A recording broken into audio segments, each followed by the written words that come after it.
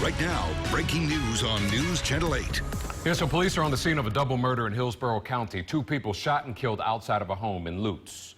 It's a quickly developing story on this busy Friday morning, I should say. Moments ago, the Sheriff's Department just released new information about this shooting. 8 on your side's Melissa Marino is live at the scene. Melissa, what can you tell us? What's happening there?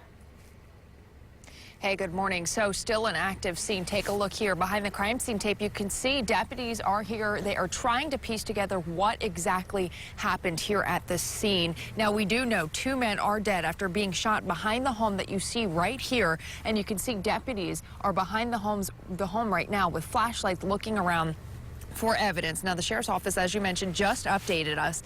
They tell us someone called 911 just before midnight to report a shooting.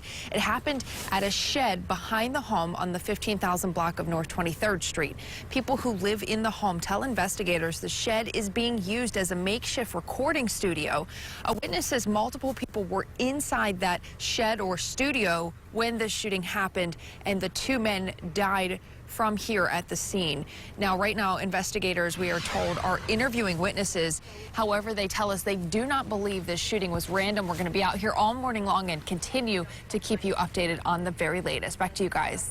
Thanks, Melissa, for that update. And there's more breaking news this Friday morning as 1 person is dead and 3 others are injured after a drive-by shooting in Polk County. Police are still searching for a suspect at this hour, but this happened on North 15th Street in Haines City. Police tell 8 on your side 36-year-old Oscar Lee Hendricks Jr. was killed in the shooting. 2 other men and a woman were also hurt. 8 on your side is working to find out more about their conditions, and police say as bad as the situation was, it could have been even worse. They shot into that residence, and there was a lady with her children inside the house, and the bullets were strong enough to go in the house and towards where she was hiding her children as she was hearing a barrage of gunshots. It's terrifying. Chief Alinsky tells 8 on your side he believes the victims were targeted. Police are still working to identify a suspect involved with this. Anyone with information is asked to call Haines City Police. Now, in much lighter news, it's been a great week of weather, hasn't it? Oh, I have loved every moment of it. Let's see if it'll last to the weekend. Lee Span's here to let us know. Yeah, we're going to see a little bit increase in humidity, but folks, it's really still going to be pretty comfortable all weekend long. So we'll start right now on Max Defender Rate, which is dry. But you might have gotten a little sprinkle yesterday in a couple of spots, and it's the same forecast today. Because our winds are coming off the Atlantic, you can see the little patchy clouds here, and maybe throughout the day, a 10% chance at a little light sprinkle. I mean, barely you can even call it rain, but I'm going to have to leave it in the forecast. So we're already going to see the partly cloudy skies this morning for the kids at the bus stop. And a little more comfortable, 62 degrees. So it's cool, it's just not chilly. And it stays comfortable as we warm up to 71 degrees at 10, 78 degrees at 1. There's a 10% chance at a sprinkle or 2 even through 4 p.m. when it's 77. Partly cloudy, cooling down to 74 degrees at 7, leading us all into the weekend. And we'll talk more about our humidity forecast and weather and traffic on the 8s.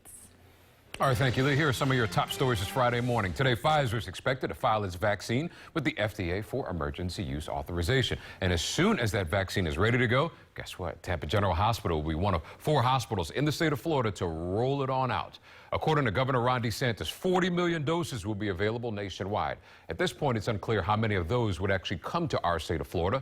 The governor hopes to see the first shipments at some point next month.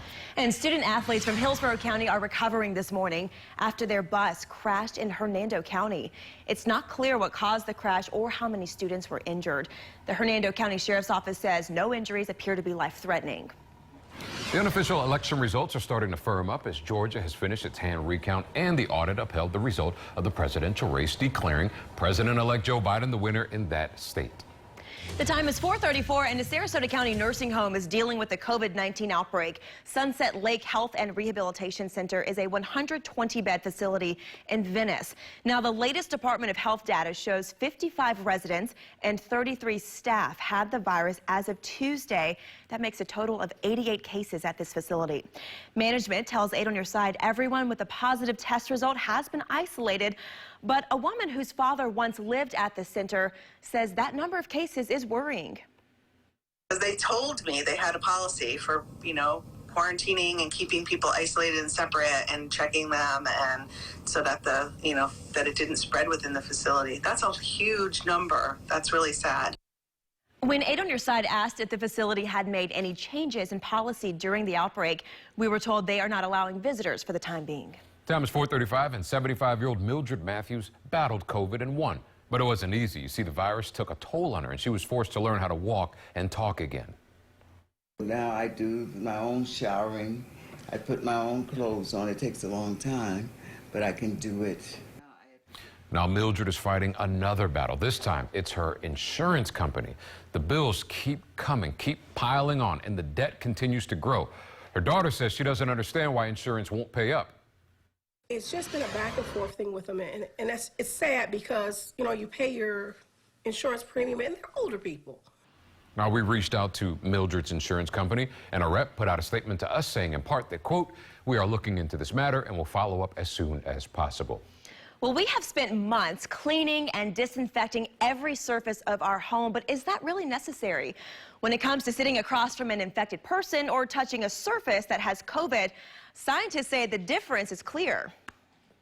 It's really kind of the difference between getting a shotgun blast versus someone throwing a dart at you. So Fair says being around someone with COVID-19 exposes us to millions of viral particles, but only a few hundred rest on surfaces. And there is a downside to constant deep cleaning. It might give you a false sense of security, but it is still something that I would not advise against doing. Doctors say masks, social distancing, and hand washing remain the most effective means of preventing infection. Time's 4:36, and now taking a look at something good on this Friday. There's an 11-year-old boy out there spending his birthday asking for presents, not for him, but for others. Oh, I love this. For the 5th year in a row now, he asked people to celebrate his birthday by donating food for those who are in need. Telling us more about this amazing young man this morning is 8 on Your Side's Marco Villarreal. And Marco, he's actually partnering up with YMCAs around town for this? He is, and it's very easy to find a place to celebrate him, and that's by going to the YMCA. And you'll see these boxes for Feeding Tampa Bay right up here in the front. And take a look, somebody's already saying happy birthday to Jacob Staten in the form of dropping off some food there. Now, Jacob's food drive, this whole idea started 5 years ago, and every year it has continued to grow. The first year, he told me that he invited his friends over, and they were like, wait, what? You don't want any presents? And so they brought some food. They filled up a whole table, and they were able to donate that. Over the years, it continues to grow to filling up shopping carts full of food to now pallets and having thousands and thousands of pounds of food delivered to Feeding Tampa Bay. So this is a great thing that he does every year for his birthday, and he has such a positive attitude about this. Take a listen. Instead of presents, I get food to donate, and we're going to donate it all to Feeding Tampa Bay. It's going to be really fun. Don't you love that? It is going to be fun, right? You get to celebrate Jacob's birthday. You get to donate food to those who don't have enough, especially this time of year, and especially in the year of 2020. And he says he's going to have a good time about it. He has the biggest smile when he talks about this. And Avery, David, we should mention a big happy birthday to Jacob, because today is his birthday. That's cool. Even though the food drive goes on until December.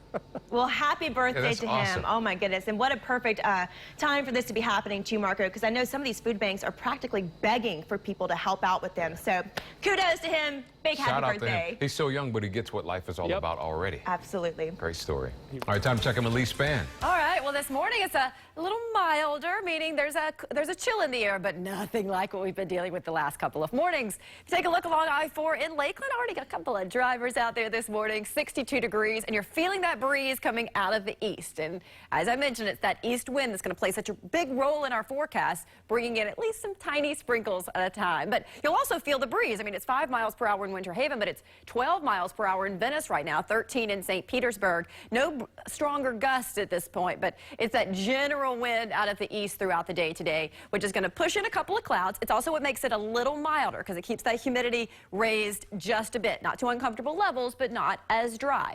Here it is around 9:45. I think we're dry until then, but it's not out of the question in the middle of the day to get one of these passing showers. Afternoon highs today, still slightly above average. 77 in Inverness, 78 Spring Hill, 79 in Land O'Lakes. In Polk County today, with that breeze out of the northeast, you'll hit 80 in Lake Wales, and you'll hit 79 in Lakeland.